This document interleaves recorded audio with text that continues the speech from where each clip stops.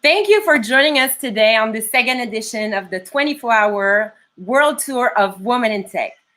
Last year, we launched our chapter with Anne Baer and Avital Osgel during the first edition of the 24-hour World Tour. A year post-COVID later, our fourth member joined us on the board, Karen Fanan.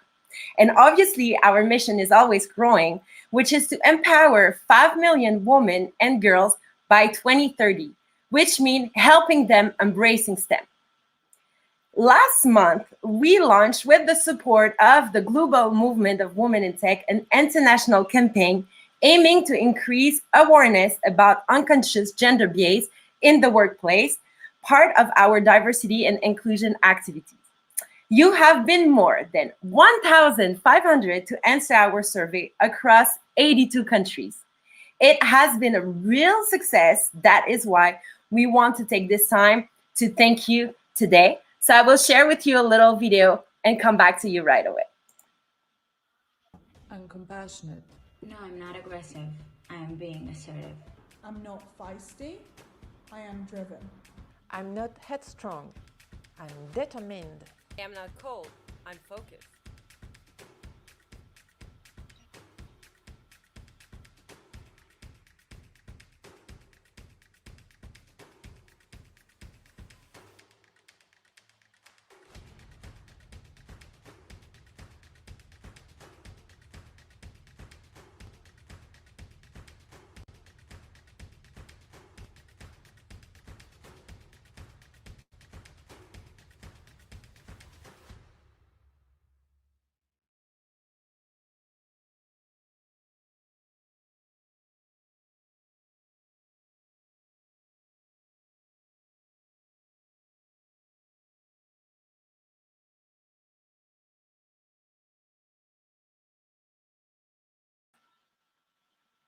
Here we go, little technical problem.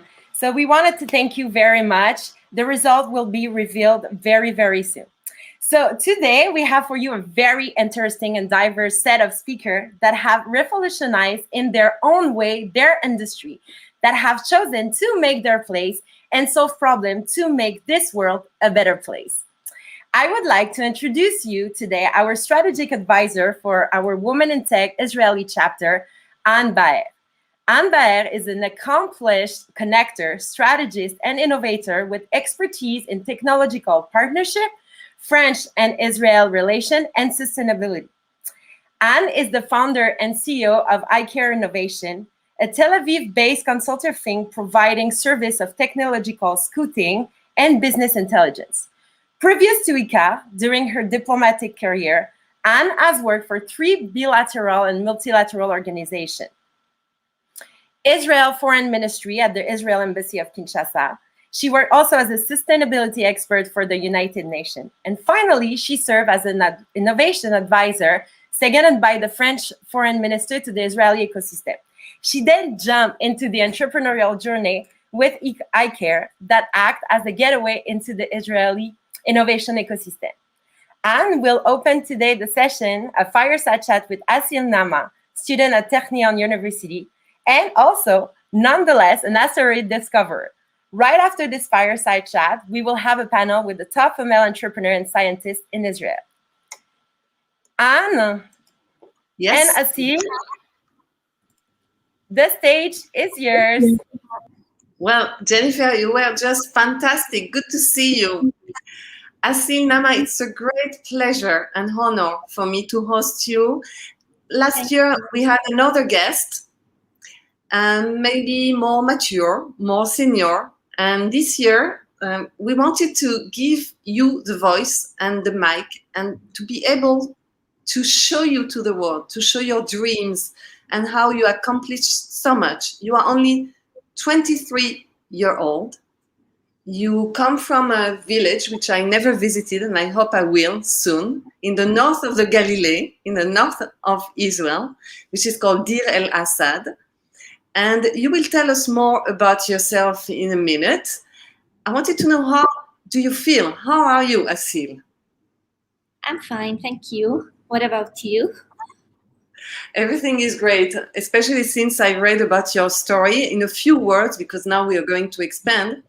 what amazed me is to read that you discovered and mapped in the sky 2 asteroids who have now a new name that you gave to them. Actually, we didn't know about their existence, and you were able to pinpoint them in the sky. And their name is Aleph, Nun, and Yud in Hebrew, which in Arabic would be Alif, Nun, Ya. And it says Asil, Nama, which is you, and again you, your identity, and Israel. Can you give us some elements of background about who you are, and then we will discuss all this challenge story and all the process. Yes, my name is Asil Nama, originally from Deir el-Assad, currently living in Haifa. I'm a biomedical engineering student at the Technion. I have 1 semester left. And I really like my field of studies because it combines both world of engineering and medicine, which are very important fields in my eyes. So you said that you are a student at the Technion in Haifa. I hope everybody is hearing you well, and that you are in 4th year of biomedical engineering. Yeah. So actually, you came from a family of teachers, or more accurately, even deputy directors on both sides, your mother and your father's side. And I know that by experience, when you come from a family of teachers, you have a better education. Can you say something about your education and the values that you had at home? Yeah, I come from a family that supports science, and they always pushed me to be better and achieve more. They are very supportive about me, following my dreams and passion. Both of my parents are teachers and the deputy directors at their schools. I have 2 brothers and 2 sisters. My older brother is a software engineer. We are really close and bonding with our family, and it has always been my safe net. And you have, you're not a single sibling. You have one older brother who is also in STEM science. He's an engineer, right? And you have younger sisters. Yes, I said that. Did you hear me clearly? I'm not sure I heard that. Okay. So I'm sorry if I make you repeat yourself. No, it's okay. Now I want to understand what happened a few weeks ago that suddenly a biomedical future engineer started to screen the sky. Did it happen once upon a night? Well, since I was little, I was curious about the universe that we live in and what's out there beyond the world that we know. And I think despite all the progress done in the field, it is still unknown to us who don't really know where and how it started or where it ends. So I think space is magnificent. It still astounds me whenever I read or see programs about space. It has become a part of who I am to know all about it. That's why it's important for me to keep track of all the announcements from important agencies in the field, like NASA. That's why I'm always updated about what's going on up there. I follow NASA on social media, and that's how I was actually knew about the campaigns. I received a notification that woke me up at 3 a.m. that said NASA is going live. I immediately got up and watched the live session in which they announced some campaigns that are launching and how to participate in them, along with people talking about their personal experiences on similar campaigns. So I was very interested and I took notes of everything they said on the live stream. So next day, I looked it up and checked the campaigns that they were offering, and I registered for all the campaigns that they had. But I had a response from this one campaign that I was really excited about, saying that to have a chance in participating, I have to put a team together. So Do you hear me clearly? Yes, I heard you clearly. In order to do so, I had to put myself on mute, and then I heard you 100%. I'm just trying to figure out what it means to have notifications at 3 or 4 in the morning when you are sleeping, and being able to take notes directly from NASA that will lead you later on, after a process of a few weeks, to your discovery. It really means passion. I'm not sure I have such notifications as far as I'm concerned. So I'm really impressed. How did you do when they asked you to constitute a team around you? Because actually you are not a student in astronomy. I don't even know if at the Technion it's possible to be closer to your dreams and learn astronomy per se. So how did you do? Well, first of all, I'm always asked about what led me to the field of astronomy. Coming from the field of biomedical engineering, well, astronomy has always been a hobby of mine. I just love it. And I say, why to be limited in one field when you can do more? We should always try to spread our horizons and reach for the stars. And when they said to me that I have to put a team together, I didn't really know anyone who is as interested in astronomy as me to join my team. I looked for a month and couldn't find any teammates. They also offered to look for people in my area that can join me, but were also unsuccessful.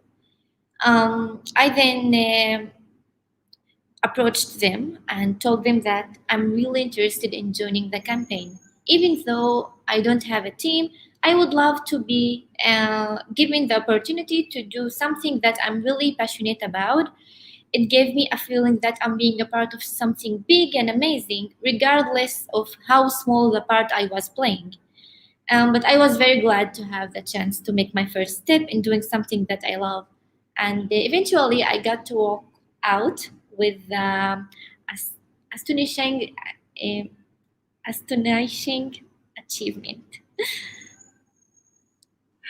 Astonishing asteroid achievement, I confirm. I heard, and actually I knew startups that were working using biomedical technologies in order to screen, for instance, and detect the evolution of our skin and be able to predict or to react immediately for any change and any evolution in our dermis. Sorry if I don't use the correct word, especially to prevent skin cancer, melanoma. Mm-hmm. So when I heard about your story about detecting stars in the sky, I said maybe she has used one of the biotechnology of one of the labs in the Technion and applied it to the sky. Is that so? And if not, can you describe us the technologies that you used? I work at a lab in Technion, and I think that the fact that I work at a lab in the Technion that specializes in medical testing and medical imaging a lot.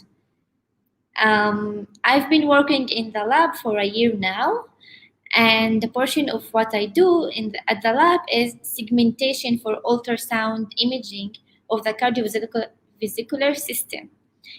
Therefore, my work gave me a huge advantage to be able to do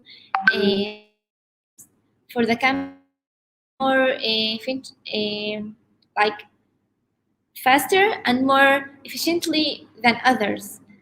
So yeah, that helped me a lot.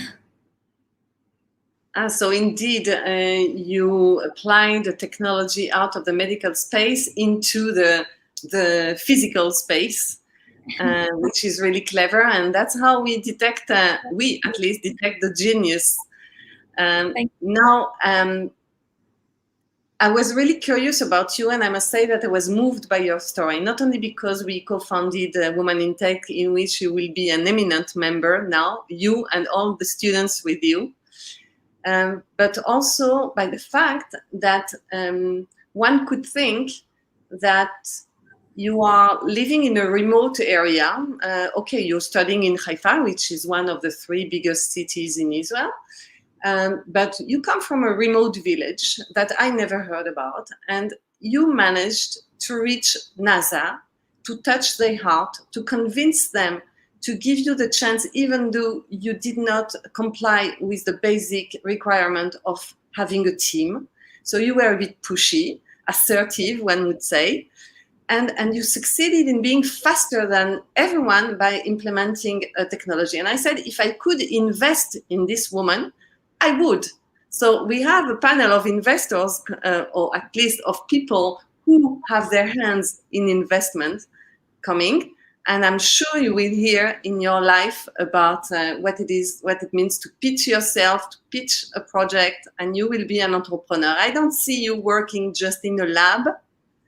I see you managing projects. I am very proud with Women in Tech Israel and with Women in Tech Global that we had the chance to be your first stage, your first interview ever. And I'm sure it's not going to be the last one. And maybe before we conclude, I want to ask you, do you have further dreams? Do you have further plans maybe for next week, next month, next year, whatever?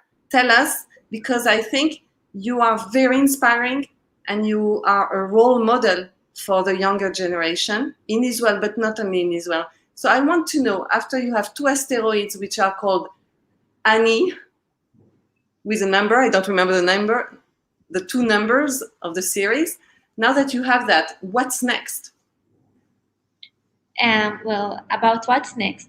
Well, I'm about to finish my first degree in biomedical engineering. After that, I'm starting my master's degree in the same field.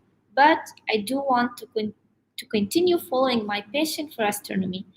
I actually signed up for the next NASA campaign in June, and I'm acceptable this time. So wish me luck. And you said you have a team. Who is in your team this time? This time in my team, I have more 3 girls or women. And they are also love space, love astronomy, and I think that will be a good experience for them. And they talk to me usually about these things. The first, like in my first campaign, they were so afraid to join me for this campaign, and now after all the success and all what happened, they wanna join with me the next one. Yeah, can I ask you, where are these team members from? From do you know Kfar Kana? Is it in Israel? Yes, Kfar Kana. Kfar Kana. Okay, yes, I do. So it's another bigger village. Yeah. Okay, all of them are from Kfar Kana. Yes. Well, excellent. So you will be our national team. Are there other Israeli teams in this challenge of mapping the sky? Yeah.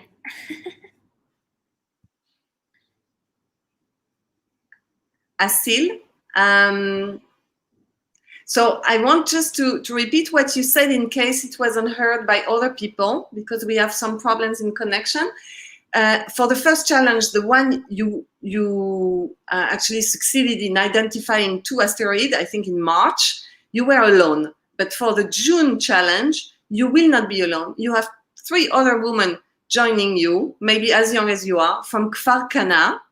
And I was asking you whether there is another Israeli team, because otherwise you are our national team. You're asking me if what? If there is another Israeli team.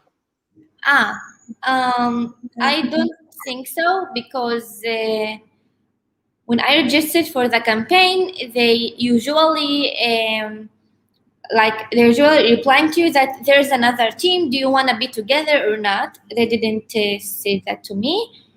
So I don't know until now. But when we start at the 1st of June, I can see all the teams. Until now, I don't know. Okay, so we are expecting for more asteroids maybe to come from you. And we wish you good luck for this new session of the challenge. Definitely keep in touch with us. It was great speaking to you, and we're giving back the stage to Jennifer. Anne, Asil, thank you so very much. Asil, I think I say on the name of all the Women in Tech Global Movement, amazing continuation to your project, to your dreams, to your next project with NASA. It was a real pleasure to have you on board. I'm going to put you back in the backstage so you can stay with us, with Anne, and I'm going to present our speakers for today for our panel. So the second part of this session. Thank you very much. Thank you.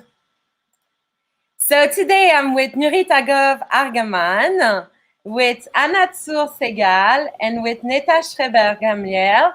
Hi, lady. I'm so happy that you're joining us for this session. So before we start the panel, I just wanted to explain to our audience, like, what do you have pretty much in common and what we're going to talk about today. So you are 3 women, amazing scientists or entrepreneur, evolving in 3 different industries. But you are a woman entrepreneur evolving in the tech sector, and you're aiming to make the world basically a better place, each and every one of you at your own level. Let's explain why. 1, for women to feel safer, right? We're going to discover who. 1, for women to give the possibility to women to choose alternative, basically to breastfeeding.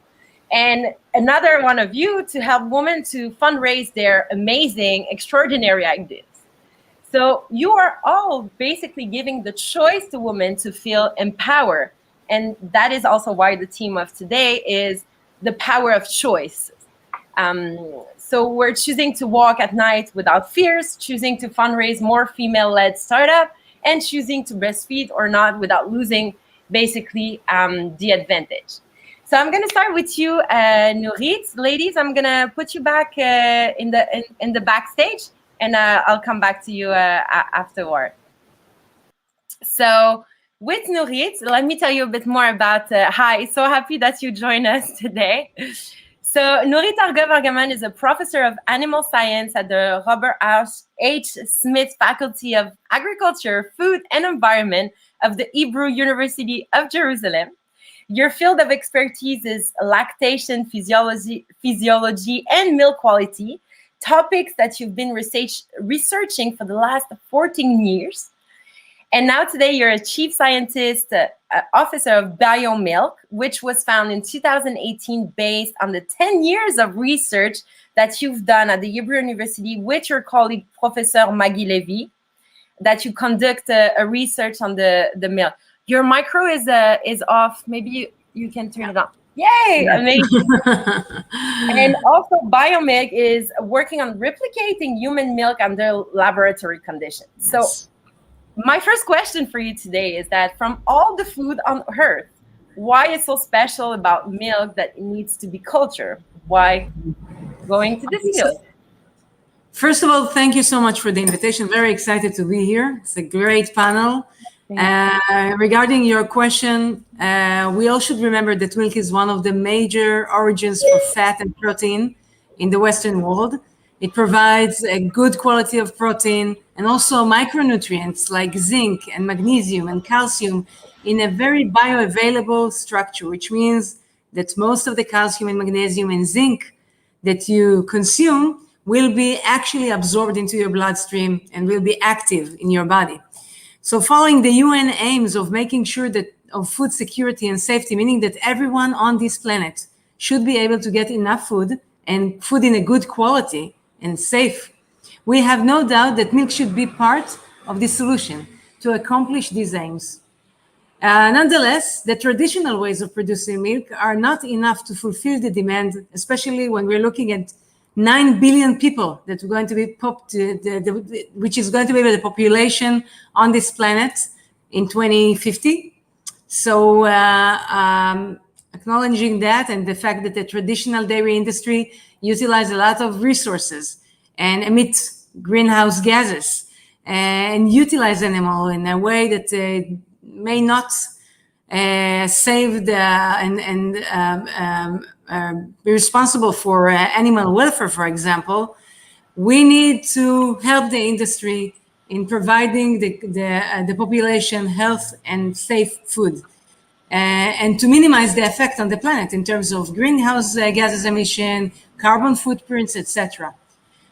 This is what BioMilk is aiming to do, to be able to support the milk industry in providing milk not from animals with less impact on the environment.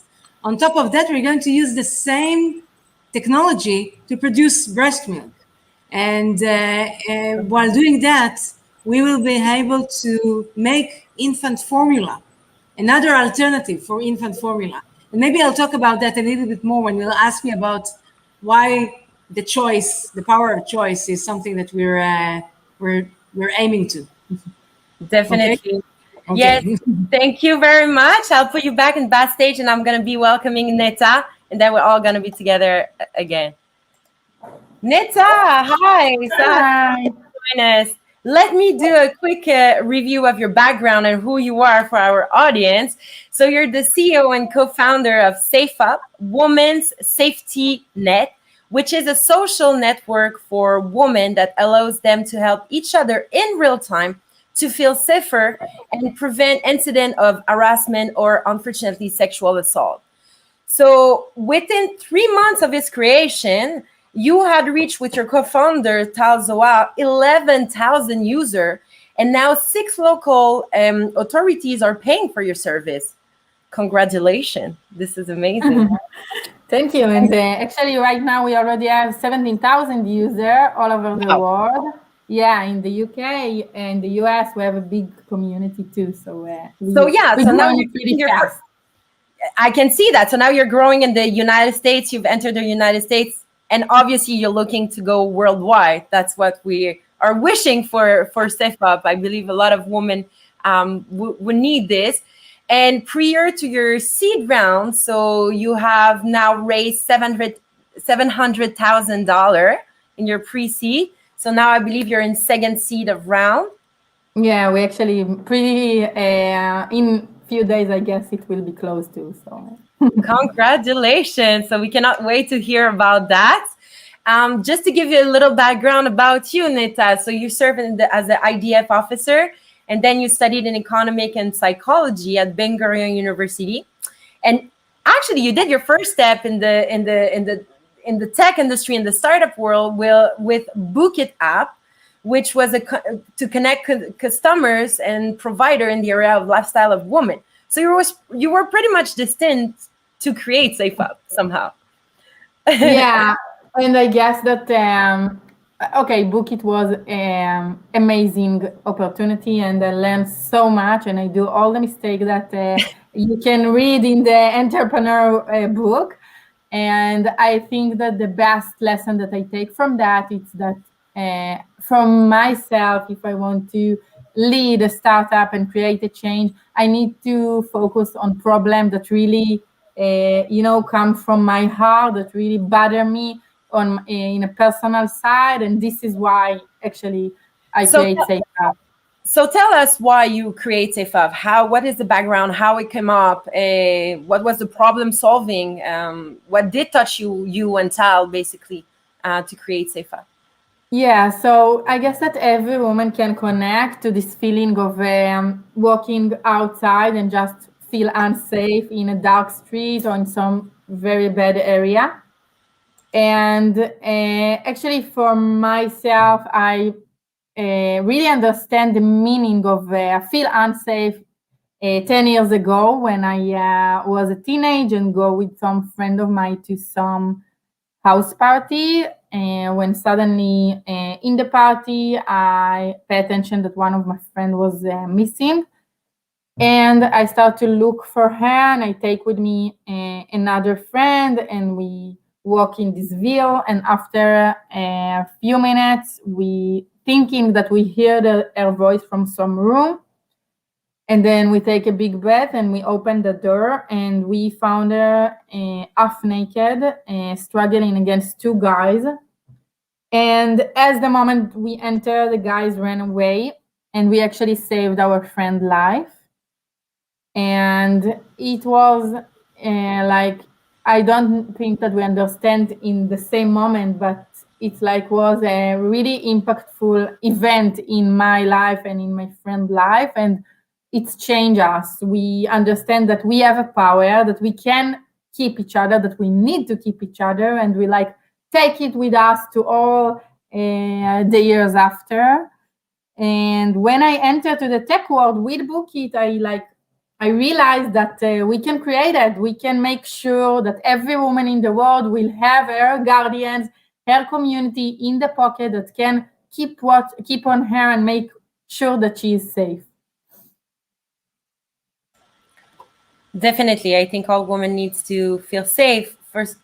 Well, at first, I would say we should be able to walk in the street without having this feeling of feeling safe. Unfortunately, it's not the case all over the world. Where I come from in Montreal, basically, as much as Montreal is a very calm city, there was still some stuff like that happening on the campus of university as well. And we didn't have this, and we knew a lot of friends that had these harassment or feel fears right in the downtown of Montreal. So I can imagine in certain areas. Congratulations for creating that, because it must not only take all the tech power in the background, but also the social skills and all the energy from your heart to put in this. So congratulations. We'll come back to the power of choice afterward. I'm going to invite right now Anat Sursegal. Hi, Anat. How are you? Hi, how are you? Wow, so Good. interesting. Such amazing stories. I'm just sitting here fascinated. Really amazing. I tell people we have amazing women at the table, and let me present you also, because nonetheless you have a very impressive expertise in your domain. So you're a venture capitalist investor, so you have a strong expertise in venture creation and development, corporate finance, and investment management, with a strong focus on innovation. And of what you told me is that since 2016, you have been an advisor at the Consensus Business Group, which is a large-scale London-based family office with an extensive portfolio here in Israel, and that you also serve as a lecturer and mentor at the Andersen School of Entrepreneurship in the IDC University in Israel.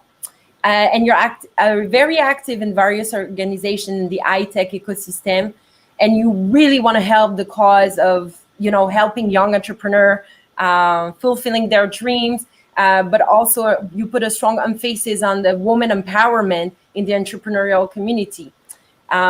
So I believe my first question, and we spoke about this a bit earlier, which is people are not always aware about that if you're not necessarily in the field.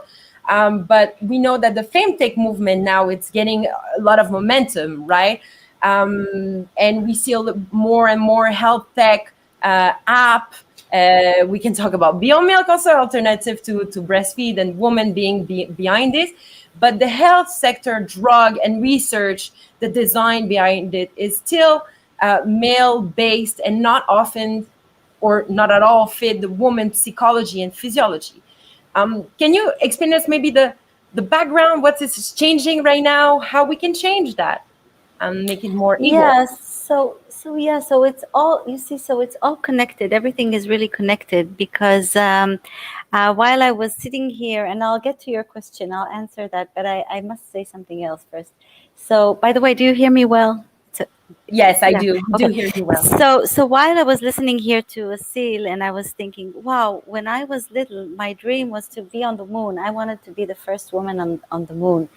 And then I think the Russians sent someone, and so I just gave up that dream, like really very easily. And I think that what is going on today, and I see the beginning of that, and sadly maybe we don't see enough of that, but young women like Asil who have a dream and they pursue it, and they have the allowance, they have the authorization, and also the encouragement to pursue it. I think that's very big, because I think that there were a lot of, little girls that had dream or wanted to do something big, and very few succeeded because they didn't have that authorization or that encouragement from the close circles, but also from society in general. So we'll get to that later on when we talk about women entrepreneurship. But I really think it's like a kind of a keynote title that I think that we should bear in mind all the time when we go throughout this panel. And of course, the other startups that we just listened to, it's all part of the same thing. So with regards to the biotech field, and I'm a long-time investor in the biotech field. So my two fields are biotech, healthcare, medical devices, but also climate tech and sustainability, like all in all. And, over the past 20 years when I've been serving as an early stage investor for entrepreneurs, I had the opportunity and the chance to finance a lot of medical devices and pharma companies. And some of them reached really big successes and brought products to the markets and helped a lot of people. And it's amazing, but throughout all these companies that I've been financing and looking at and examining, and I've seen over my career, thousands of companies, really more. I think, I see several hundreds every year. So all across the medical device sector and the pharma sector, endless clinical trials, endless designs of products. And, at the best case, they just discard the gender thing. This is the best case. So what happens in an entire industry is that because, and I don't attribute, malice to that, but because it's mostly male-oriented, the entrepreneurs, the researchers, the scientists, the managers, the industry is male-dominated, they don't think about it even. So when they design the clinical studies, when they design the products, when they design, I'm talking about general products for the general public. They don't take the gender, first of all, physiology. We have a different physiology. And there is not any emphasis of, having gender balanced clinical trials. And so it turns out that women use mostly, because this is the way it's designed, mostly the administration, the type of administration, the quantities, everything about a protocol of a new drug or a new device is male oriented. And so at the best case, the physiology is discarded, the different physiology. And of course, let alone elements like psychology and different, we're different, The fact that we're equal doesn't mean that we're the same. So this is about products that go to the general public. If we look at products that are designed towards females, like, for example, breastfeeding, I saw this amazing startup the other day. The two startups that we just seen, they are driven by women. But when they are driven by men, it's like, first of all, you don't see enough of them. And, women have their own concerns, problems, diseases, etc. And so this is firstly. And secondly, when they are designed by men for women, such as like a breastfeeding device to measure the quantity of milk, they, as a woman, you can look at the product and you say, okay, nobody's never going to use it. But it doesn't even occur to them to put a woman on the team as a product manager, for example, let alone in the senior management. So these are all things that, as in the past 20 years, I can see change.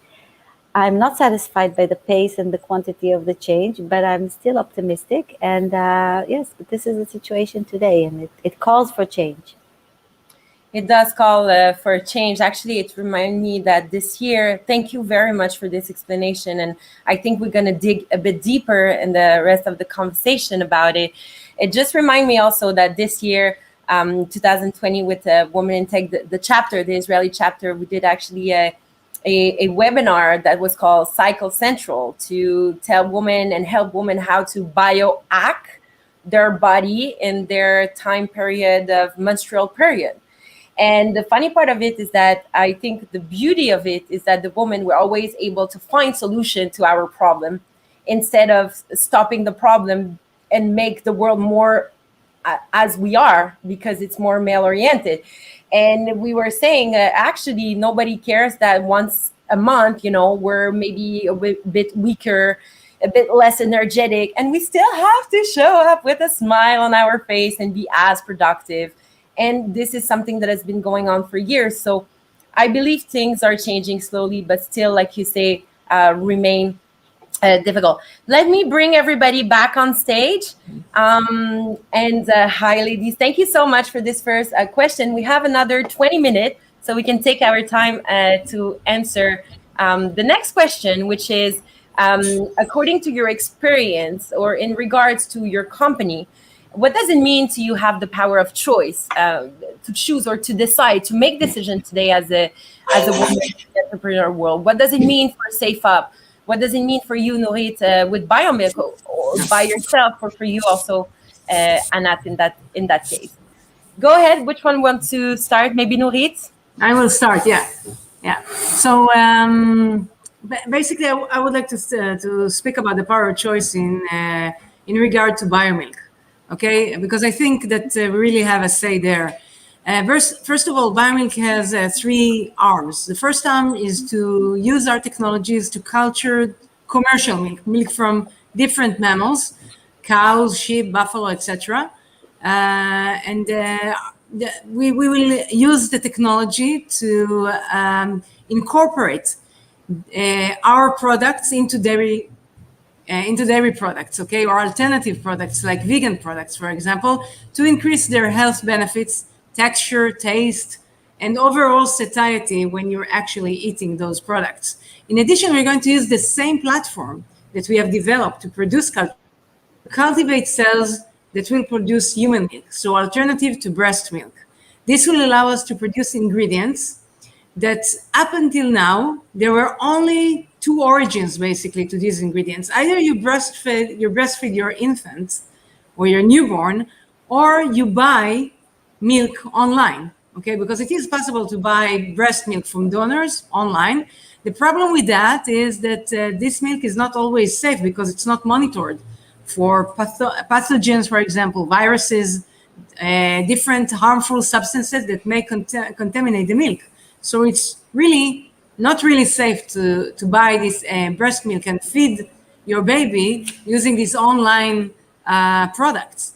The other choice, of course, is to use infant formula, but the differences between infant formula and breast milk are so huge because there are specific components in it, very important ones like fats, which cannot be replicated from any other origin. You cannot use technological means to replicate milk fat. So the only way to get it is either breastfeed your infant or alternatives like Biomilk.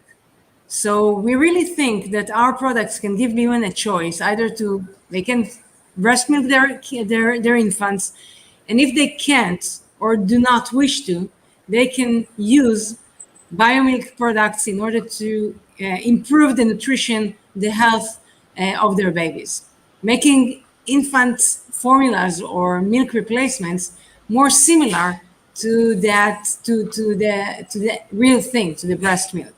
So this is where I envision the power of choice in regard to Biomilk products. Thank you. This is amazing. I think we're going to come back to that, where we can find it later on. Once you can. Nita, Nat, who wants to be next? Yeah, I can take it from here. Nurit, it's amazing, and I guess that it's like give women the opportunity, the real opportunity to choose, and not to just, if you can. So it's easy, but if you can, you still can choose, and it's a big change for women. Yeah. Actually, just to explain for 2 minutes how actually Safe Up work, and then I will explain how it actually gives us more choice and more opportunities. So we build, as Jennifer said, community of women, a local community of women in every place in the world that help each other in real time to feel safer and to prevent cases of sexual assaulted. And actually, we do it by an app that every woman can download right now. We put the link on the comments, and after you register and we check your profile and you see that you are a real woman, that give more safety to the network. So we let you in, and you can start to use or to become a guardian. And you do some training in the app, you become a guardian, and you start to help to other women. When the idea is to take all the places in the world, all the streets that they are really unsafe for women, that today you avoid from walking there on daily basis, and make it possible for you. Actually, today, 61% of all the women reported that they take active action in their day-to-day to prevent from sexual assaulted and arrested. And we want to change it. We want to that you can able to live in some area in the city that it's a little bit cheaper, but maybe less safer. And you can take some job that you need to fly in all the world and meet with people and not to be afraid from that. And you can go to travel alone in the world. And a lot of things that for men it's so easy and so regular and daily basis, run outside in the dark. There is, more and more smaller things that we even don't think about it in our day-to-day when we do that because we want to make sure that we are safe. So we believe that in 5 years from now, when SafeUp will be in every place in the world, we take as a women big steps to gender equality. Well, Netta, I have to say this is amazing, and I heard about SafeUp from my daughter. Actually, she's 15 years old almost, and she told me about it. She was so excited, and I thought this is an amazing venture, and I'm really proud this came up from Israel. Thank you. Congratulations about it. Can you tell us what is the range also? Where does it start? What age someone can start using it or female using? Actually, from the age you have a cell phone, so yeah. But you can be guardian just after you over 18. If you under 18, you can get help, but you cannot give help because we don't want to call to your daughter in the middle of the night to tell her to answer to the call. Yeah. Thank you. Anat? Yes, I think that these are really amazing ventures with amazing ideas. I think I've also heard about SafeUp, by the way. Maybe we ran into each other when it was in earlier stages. For me, I'll tell you, the power of choice is the power to make a career choice. So when I started my career, there was even a debate if a woman should have a full-time career or a part-time career. I think this debate is still going on. I hear many. I'm close to the younger generation through my students and other places, and it's still a debate, and it always amazes me. But even once you choose to have a career and you choose to fulfill yourself also on the intellectual side and not only on the personal side, it doesn't have to be a conflict, by the way. Then it was about, I started my career in the finance industry as an investment banker, and we were working with investment banks in the US, and I was just amazed that you didn't have any managing partners, so that were women, and I was the only one. And then as an investor, I'm used to be like almost the only female investor, and to the extent that 15 years ago I had to go and found my own investment firm because it was like just such a close click.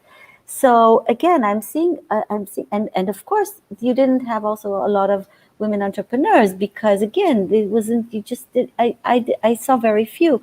So I think it's about the freedom to make our career choices and to choose to do whatever we're good at and we're passionate about, without being afraid. And I think that the biggest limitation is us ourselves. But it's a little paternalistic to say that because we get we limit ourselves. We don't live in a vacuum, obviously. So if something is rare or strange or not approved or not looked well by society, then of course we stop ourselves.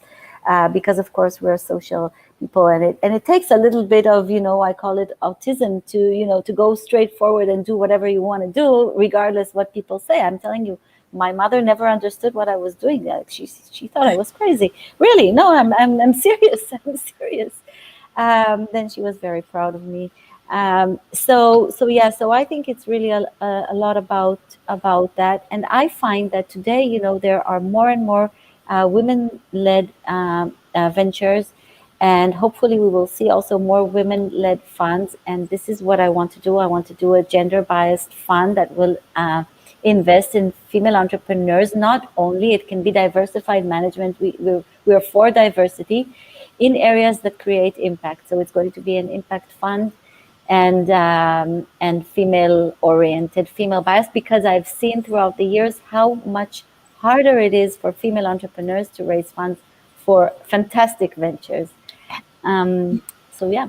Yeah, we can talk about the COVID. We know that during this period of COVID, it affected, in the last year, it affected a lot of women actually in the workplace, where they had to, not necessarily by choice, but, you know, or to stay at home To and juggle everything. you know, Yeah, juggle between the kids or but go it part-time. happens. But And- it happens in the day-to-day as well. I mean, without COVID, it's just... How do you think, maybe I'm going to push it because I think it's very interesting before we pass to the challenge. So maybe you can continue and talk about it. But the difference between the US or the UK versus Israel, do you see a big difference in the female-led startup? Do you see that it's maybe more proactive here in Israel or different in percent compared to, obviously, relatively? And I spoke about it today with someone. It's very interesting because just today I had a conversation with someone about that, exactly that. I don't know to tell you statistics and numbers, so I don't know to tell you if there are more statistically more female-led ventures here in Israel than in the US or the UK. But I will tell you two things.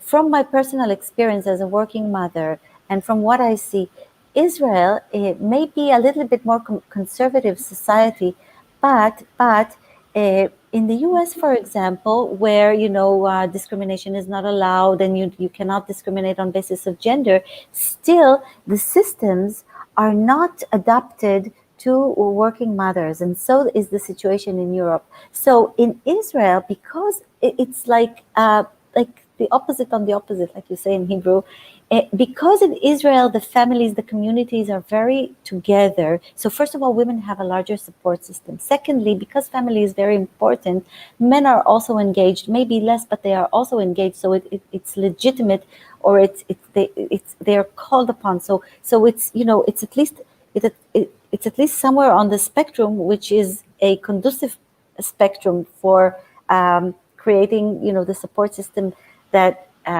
you know, women as working mothers, but as more so as entrepreneurs. So I think that all in all, because Israel is more open and more entrepreneurial in general, and because we're not so set in our ways as, you know, places like Europe or the US, then it creates an opportunity for women, even if it's not institutionalized like it would be. Mm-hmm. And so today, I was referred to a female entrepreneur from Los Angeles, where she said, you know, she's having difficulty to raise funds. Okay, we're not surprised about that. And then I was saying, why does she need me? I'm here at the other end. She's, you know, much closer to the Silicon Valley, to much larger. And why from Los Angeles she would need to come to Israel for an investor? And the person who told me about her said, you know, she doesn't have such a support system. So yes. Mm-hmm. Basically, yes, she's more alone. Here, we're less alone. So we're less alone. We're all together, and that's why we're here also all together today to know from all your experience. And also, I think it's a good time to jump on this question about what are the challenges that you're living in every day, or that you live, you know, and how you kind of resolve them through your company or yourself as a woman, you know, as a chief scientist officer, or now, you know, working on the social impact subject. It must not be easy also always to raise funds and all that. And so Nurit, go ahead. I want to hear what you say. This is a great question, and it actually challenged me a little bit, because many times as women we want to say it's a non-issue being a woman or a man, and as far as we disregard the gender issue, so it's not going to limit us in any way. So I thought about it. I had to think about it. It was less intuitive for me to think to answer this question. And what I decided to talk about is the way that we see ourselves inside the company that you open or the venture that you open. So sometimes as women starting new businesses, we are afraid to define what kind of role we play in the venture, in the business that we open. We tend to not define ourselves as leaders, paving the way or setting policies, due to some kind of a fear, a situation that what can happen is that there is some kind of a vacuum that is created that people, usually male, see as due to lack of precise definition of the positions. They see this vacuum and they see it as an opportunity to move forward in the organization. So my recommendation is not to be afraid to position yourself as a leader, one who decides policies and one that has the last word in the company. So define yourself as such and not act under the impression that if everyone knows that you are one of the entrepreneurs or one of the founders of the company, that you are clearly the leader. So sometimes you have to say things out loud and be very clear about it. And this is why my recommendations from my personal experiences. Thank you very much. This is a very strong recommendation, and I hope every one of you noted. Nita, what is about you, your challenge that you faced or that you're facing also through your company or yourself as a woman? Yeah, so I think that I can speak a little bit about raising a fund that actually is challenge to every entrepreneur, but definitely for women in this area of impact. So it's like and in Israel B2C, it's like to take the most hard way to raise fund. And I just want to add something to what Anat said about the difference from Israel. And I don't know because I live here, but there is a big advantage here of ecosystem of entrepreneur and investors, women investor and women entrepreneur that actually really help to each other. And this is amazing. And I felt that from the first day that I entered to the ecosystem, and it's really helped me to raise the fund too. And actually, I guess that every door that opened in the start was by some woman. I can say that my investor right now that we're going to close the round is a man, and I think that it's going to be a woman. But all the way to that, I got a lot of help from women in the industry. And another help that we got in raising a fund was the country. There is some grant that Israel give for women to create a fund. So it was actually our first raise, and was really impactful. That it give us like the option to get to numbers and then to go to investor, and not just to speak about the idea and the dream. Because if I will stay with that and try to raise, it will never succeed. Yeah. And as a mother, how do you jungle actually now that you're the one supporting the app going up and reaching out the community and the fundraise and all that? How do you manage both together? How do you feel support basically? Yeah, so I guess again, all what Anat say, it's right. I have a great husband that really involved in the day-to-day, and mother that helped me. And my boy is sick right now, and I put him to sleep. And in the same time that I know that I need to well, at the same time I'm talking to you, thanks God, there's my husband taking care of the 5-month-old baby. Yeah. So you can find a way to do that. And I really, actually, today we are 23 employees, and 20 from them, they are women in literally my age, all of them going to get birth. And we are really try to create some culture that, give you the opportunity to be a mom and to be a good worker. And I believe that it's definitely possible. I would like, with your permission, to take what Nurit and also Nita said a little bit forward. So you talked about leadership position and the hesitation of women, like some kind of a natural hesitation, natural or non-natural. I don't know. We're not going to where that started. To be intimidated from taking that position. So I want to take that a step further and talk about the relationship of women with money. Because even if women take a leadership position, and today they are, you have quite a few, still not enough, but quite a few senior managers in Israel, and of course in Europe, in the US, and in other places of the world, even in less developed countries that are managers, that are prime ministers, whatever. So this is not in question anymore, and women can take a leadership position. But in the business world, still the fact that the leadership will be tied to money, if it is salary, or even you see it in the most extreme in fundraising. So and it starts with ourselves, our feeling, our internal authorization that we are entitled to make as much money. We are worthy of raising money. Our venture, when we are raising money, we are not begging for money. We are inviting someone to invest and to make a profit, potentially with a risk. Okay, so I think there is still an enormous difference between men and women in that space, and I think it's a lot about cultivation and education, but it could also be, it could be advanced by doing some self work, and I do a lot of that with women entrepreneurs and also with myself. So believe me, I fall in the same pitfalls. Don't worry, I'm not any better than anybody in this panel or anywhere. So when it comes to linking our capabilities or our achievements or our track record with what we know and what we have achieved and what we know we can achieve with the economic benefit, there we are still not there. And when I say we, it's all of us. So but I'm optimistic that we're getting there. As far as we can spell it out, then we can also work on it. Thank you for having jumped on this opportunity, Anna, to talk about this, because it's also a very important subject that we tend to be or shy or don't know how to talk about it, right? Women and money. It's always an important thing.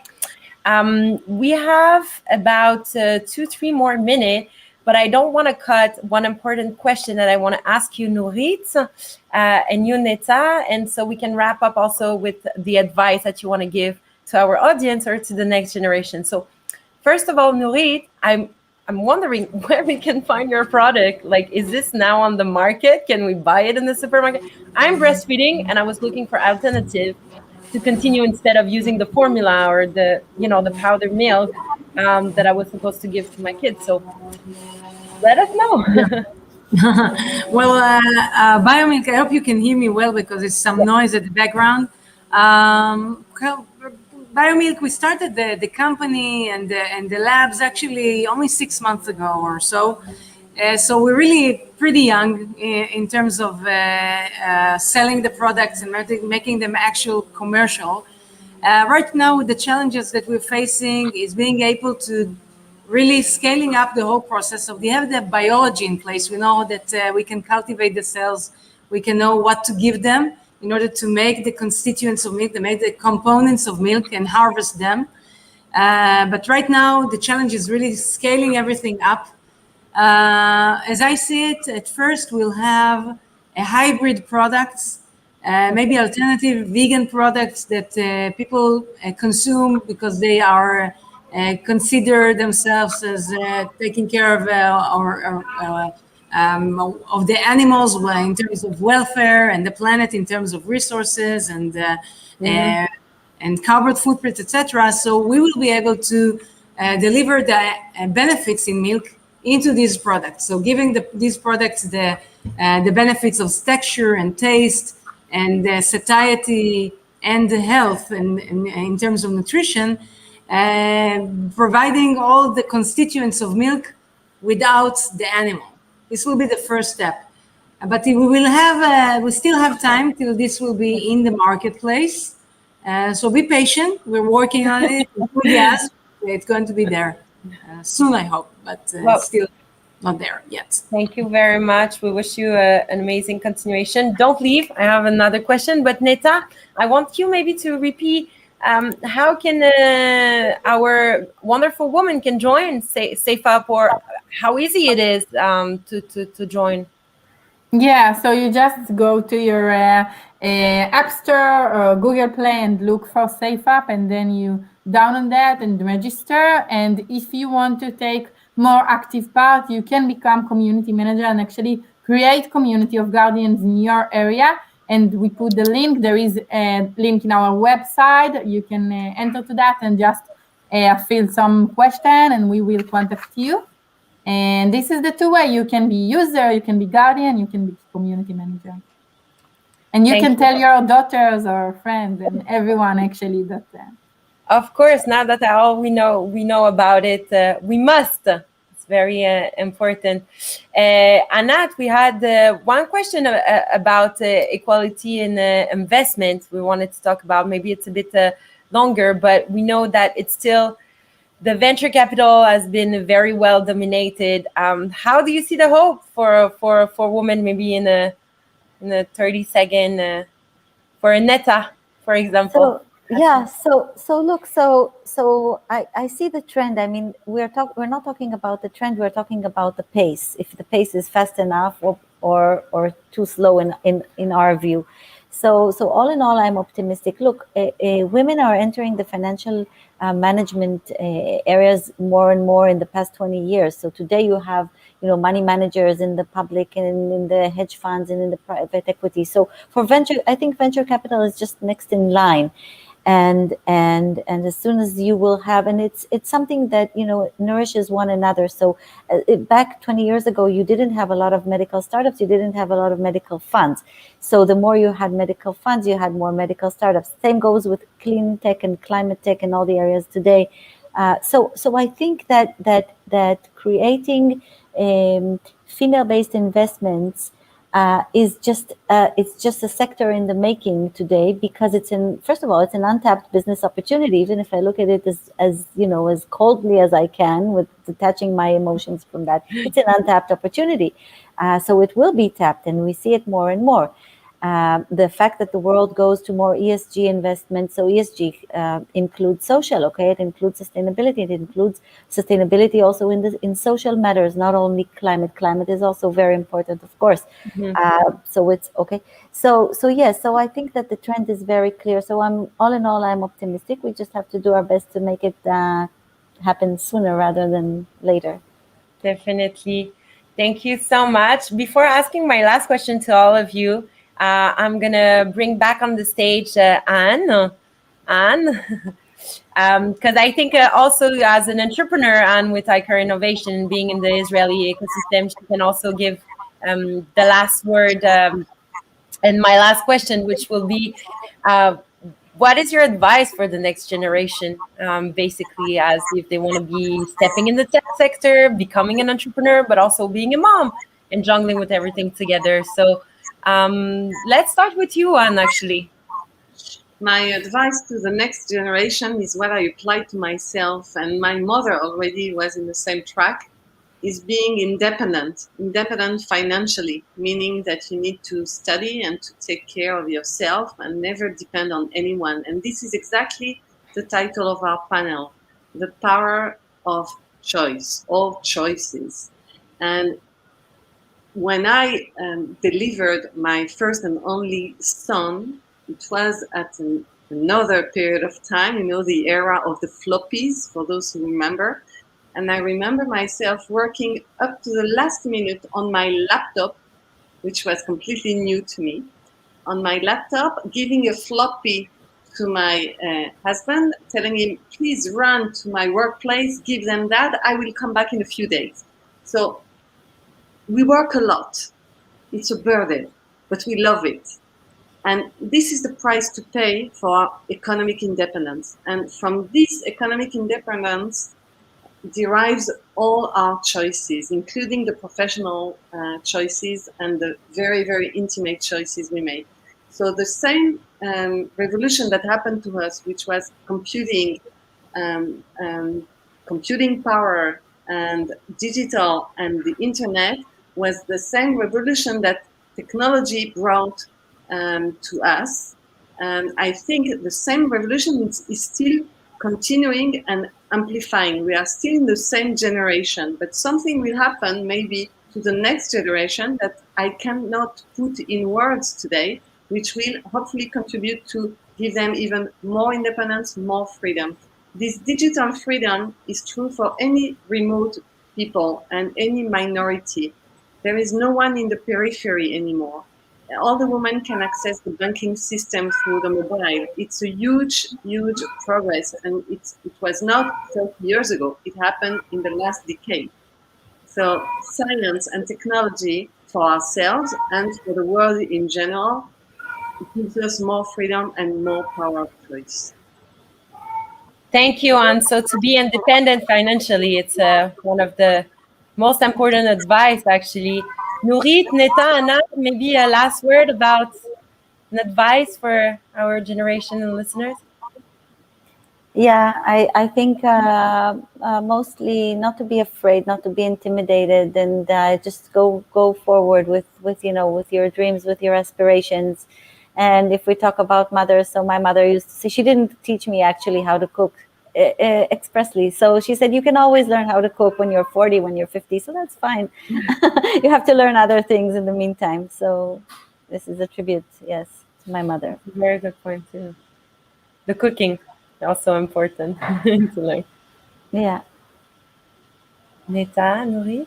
Yeah, I will keep what Anat say, and I guess the most important thing is determination. Like if you have some goal and you know that you are the person that need to lead that and you want to solve this problem, you can do that. Be sure it's not like there is entrepreneur in the world that really succeed that they are special. No, we are like anyone else, just really determination and determinate, and we fail a lot, and you need to be okay with the failure and to come and not to give up.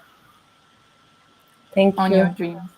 Not giving I will also say persistency.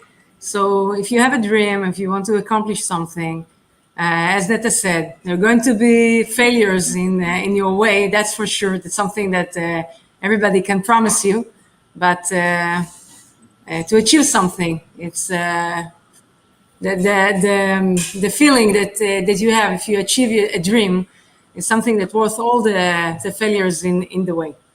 So thank you very much. The independence, the determination to fulfill your dream, to not be scared, to learn things and to be out there, to be bold, basically, the way we want to be. Anat, Neta, Anne, Nourit, thank you very much for this amazing and beautiful session. If the audience have any question, please reach out to the Women in Tech Israel page or Women in Tech. We can put you in touch with our amazing speaker. Anat, Neta, and Nourit, have a beautiful day. Bye-bye. Thank you.